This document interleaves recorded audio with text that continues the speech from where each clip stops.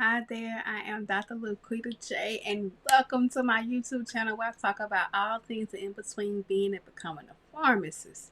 How you doing? You alright? In today's session, I want to talk about the power of accountability partners. This is something that I think I always, first of all, I always desired certain things. Sometimes you might find like your people like your study partners that you in school, but I don't know, last year and especially this year, it's like on steroids. I have accountability partner for every single goal that I want to achieve. So it's the like simplest thing, like navigating your career landscape, life can be very challenging. Um, that's why having an accountability partner can make the difference. And in this video, I definitely want to talk about the importance of accountability partners, how to choose the right one, the dynamics of your check-in, and the magic that happens when you're in sync with someone on your journey. So the importance of accountability partner. One, they boost your mood. Not boost your mood. They're a motivational boost. According to the study by the American Society of Training and Development, having an accountability partner can increase the likelihood of achieving goals by 95%. 95%, that's when iron sharpens iron, okay? Another importance of having an accountability partner is shared goals. When you articulate your goals to someone else, it solidifies your commitment. That psychological impact of shared goals encourages your sense of responsibility. For me, I share my accountability group that my financial goal for this year. It has been scary at the same time because, again, I have to take full responsibility. And when you take full responsibility, it's like, okay, so I always check myself. Okay, so what are you doing, LaQuita? What are you doing to what are you doing to move forward? What are you doing to put action behind this goal? And it really allows me to be very intentional with every single thing. And that's another thing with accountability partners and the power, the importance of it. It allows you to become very intentional to be surrounded by people who have the same goals as you and who can sharpen as well. And I would say this, because here we go, because people can have the same goals, but the execution mechanism may be different. So this is how you got to know how to choose your right accountability partner. One is shared values. Does choose someone that aligns with your career values and aspirations, your life values and aspirations. Are they honest? Like for me, honesty is a big thing. So are they honest? Just honest to, and then too, I look at too, sometimes we could be just dishonest to ourselves. So are you honest? That's definitely one. Are we honest? Two can be, it's like communication style. Ensure that communication style complements each other. Is it open and supporting? Is it an open supporting environment? For me, I can be encouraging, motivating, and I also can be like, get yourself together. What we doing? Hey, honey, what are we doing? We wasting time out here. And I don't mind being that truth teller. I don't mind. I always say, if you want your yes man, I'm not your friend. I'm not your girl. Because I'm going to give you the truth at all times. Because I believe the truth will hurt you. It can hurt sometimes. But it's the honest truth, and you have to sit in it and reflect on it sometimes. And the truth just will make you free. Okay? So that's one of the things of having accountability partners. And like I said, I have people, different accountability partners for every area of my life. So I have different kind of check-ins in the sense too. But I would say, before I digress and start talking about the check-in, like what to do during your check-ins, the key things to make sure, though, two things are: you have shared values, communication, and because like I said, people have different mechanisms of of how, like, what it, and then to make sure your schedules align, because you gotta make sure the person is reliable. Like, are they consistent and committed to this partnership as well as you are? Like, hey, are they reliable? Those are definitely three main ones. And then the different things to do in your check-in, it depends on your group.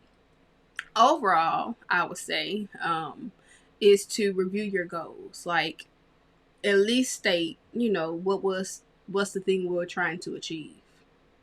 That's definitely one. So for I'm not gonna go for me yet. Let me stop talking about me. Let me teach you. Okay, LaQuita, teach the people. So one, make sure you review your goal. Reflect on, like, hey, my goal was this. This is my short term goal, my long term goal, and then you want to identify any kind of challenges that have came up. Like, what obstacles have you encountered? What was something hard or difficult for you? And then together, you want to make sure that you together brainstorm solutions. And you also want to do, always celebrate your wins, like progress celebration. Celebrate your wins no matter how small, big. It just helps you to maintain a positive mindset. And one book that especially I use for my business accountability partners, we actually call ourselves the Circle of Millionaires. And it was derived from the book Tribe of Millionaires. I can't think of the author now, but I'll link the book below. And Tribe of Millionaires is about this tribe millionaire. I call it the Circle Millionaires, and how we get together. We get together bi-weekly, and we do just that. We state our goals, what some challenges we have, and we come up with solutions and how we can help each other and brainstorm together. Because that's the part of it. But even with accountability groups, that's how we do. But when it comes to accountability groups, you always have to, as always, assess what's working well for you. Communication is going to be key. Communication flow. Evaluate the effectiveness of your communication. Are you guys open? Are you honest? Are you constructive with each other? Your goal achievement. You want to measure your progress towards your goals. Are you both going to the right direction? We both may say, hey, especially with my cohorts, I try to make sure that my clients, they connect with one another. Like, hey, everybody wants to pass the Naplex, but then different people have different test dates. And then two people have different values. Some people have families, some people work. It's just the thing of finding like people that match well with you. And it's not like, sometimes people hide behind, oh, I have all these things to do, and they put this on the back burner. And it's like, no, despite all of making an effort to push forward. So that's definitely another thing.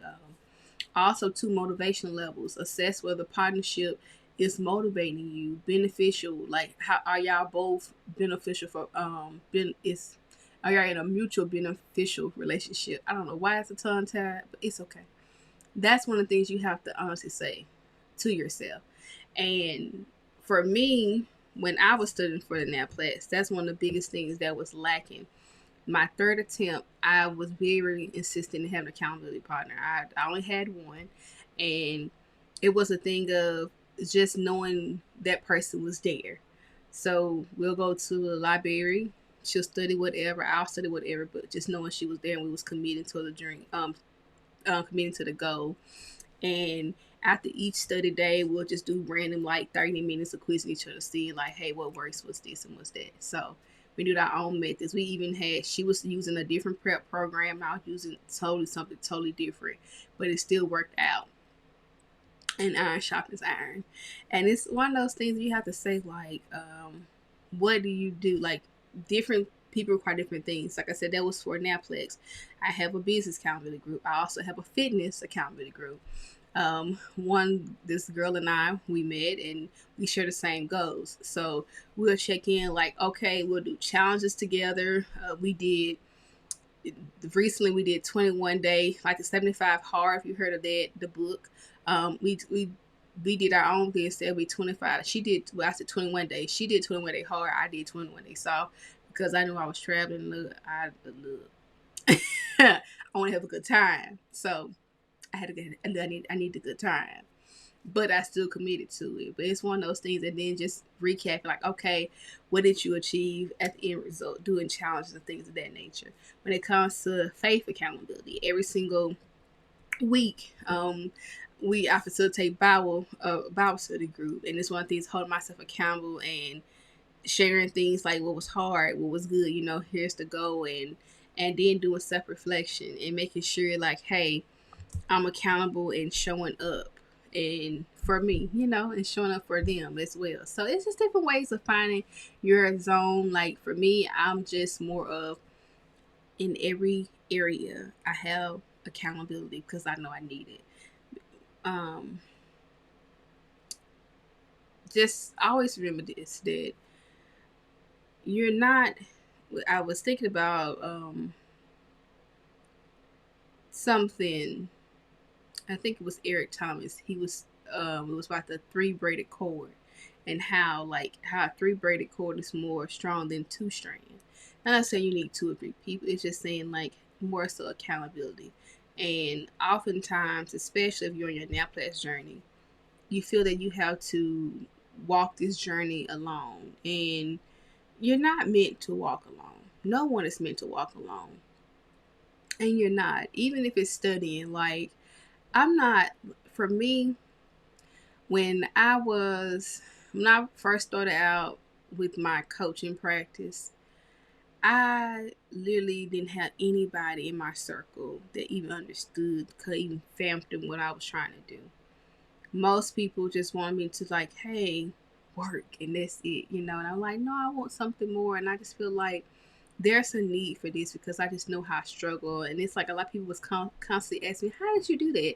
How did you pass the Naplex on your 3rd try? And I was like, and I was like sharing it. And then I started coaching people and helping them. And I didn't have support. So what I did was I would find people on YouTube, and I'll just act like they're my friends. And like when they have like a podcast episode, or when they do anything, I'm like, oh, they're talking to me, kind of thing. This is our time together. And that's one of the reasons why Make It Happen Monday was created. Like, study with me. It was, you may not have an accountability partner. You may feel like you're alone, but just watch me, study with me, work with me. Like, I'm focused. I'm in it. You're not alone. Like, accountability. Like, use that as accountability for you. Use it every Monday. Use it. And accountability partners, like, they truly bring a fresh perspective. They give you motivation. It helps you share your victories. It's just one of those things of iron gonna sharpen iron, and a sense of responsibility. Like, I'm really truly going after my goals. Like, I'm really about to achieve this, and that's the mindset you're going to have and you keep having. Okay, so if this video was helpful to you, give it a thumbs up. Like, share this video. Share this video with someone who can benefit from it. Share your experiences in the comments below. I want to know, how has your experiences been with accountability partners? Like, I know sometimes you can be in these groups and it be everybody, let's do it, and just be a whole bunch of people that add stress to you. If that resonated, I want to know. Let me know. And as always, subscribe to the channel, okay? So, until next time, remember that pharmacy is only limited if you are. Now go be great.